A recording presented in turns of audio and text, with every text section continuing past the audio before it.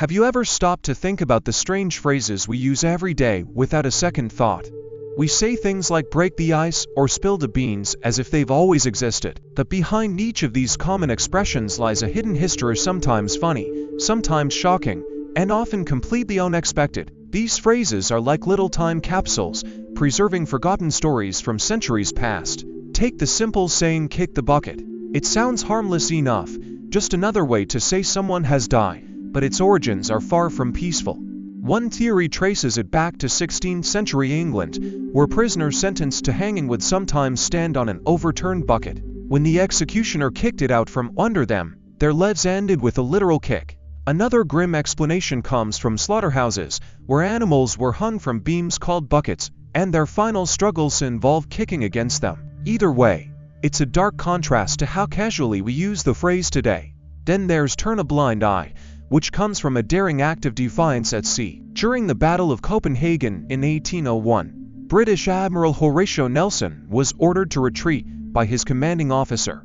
Nelson, who had already lost sight in one eye, famously raised his telescope to his blind side and claimed he couldn't see the signal. He ignored the command, pressed the attack, and won the battle. From that moment on, turning a blind eye became a way to describe deliberately ignoring something you don't want to acknowledge.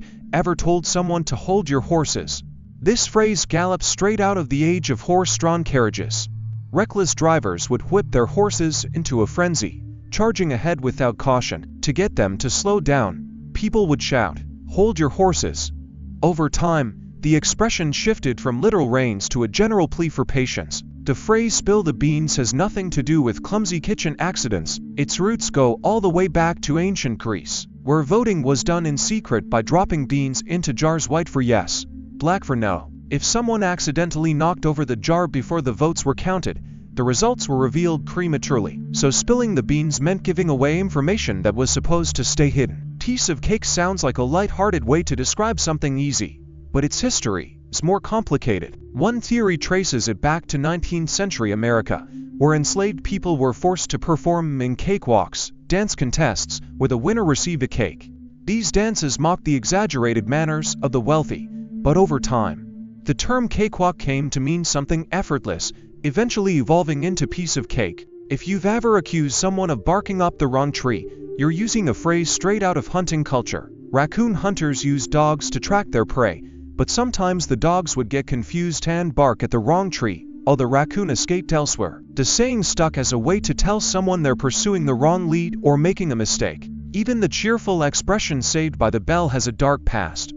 In the 1800s, fear of being buried alive was so widespread that some coffins were equipped with bells. If a person woke up underground, they could ring it to signal for help.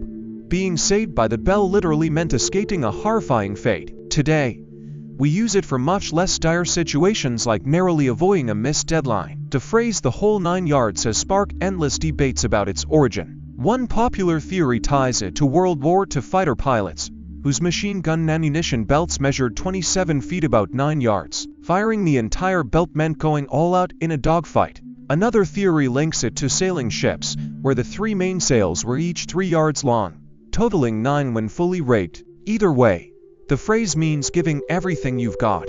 When we say it's raining cats and dogs, we're invoking some bizarre imagery. One explanation points to 17th century England, where heavy storms would flood streets, washing dead animals into the open and making it seem like they'd fallen from the sky. Another theory connects it to Norse mythology, where cats symbolized rain and dogs represented wind. Both explanations paint a strange picture of pets tumbling from the clouds. And then there's Mad as a Hatter, which has nothing to do with whimsical fairy tales. In the 18th and 19th centuries, hat makers used mercury in their craft, leading to tremors, slurred speech, and hallucination symptoms of mercury poisoning. Observers thought these workers were insane, hence the phrase. Lewis Carroll's Alice in Wonderland later immortalized the idea with the eccentric Mad Hatter.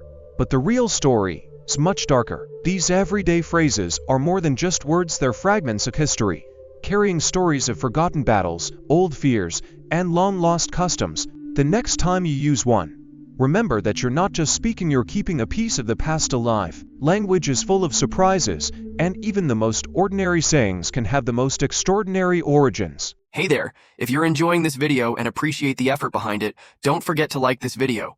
It really helps the channel grow, and if you haven't already, hit that subscribe button and turn on the notifications so you never miss an update. Oh, and one more thing, share this video with your friends. Spread the love and support.